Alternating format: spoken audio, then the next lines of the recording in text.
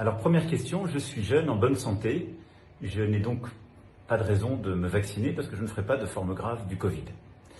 Alors ma réponse est simple. D'abord, on n'est jamais sûr.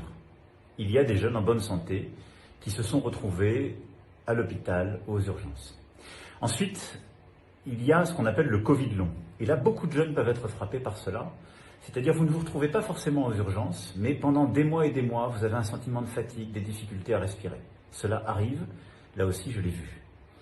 Enfin, si vous ne le faites pas simplement pour vous, faites-le pour vos proches.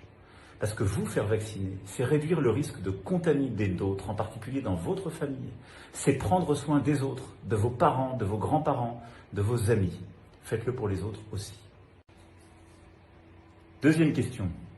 On me dit que le vaccin n'est pas sûr et qu'il n'est pas efficace à 100% et donc en étant vacciné, je peux tomber malade.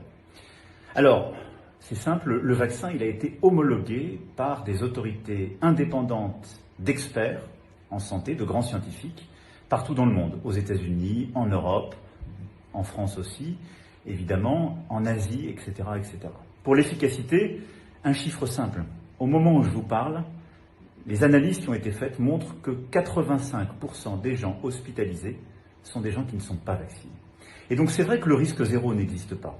Mais quand vous vous faites vacciner, vous réduisez très fortement le risque d'attraper le Covid-19. Le vaccin sauve des vies, le virus tue. C'est simple.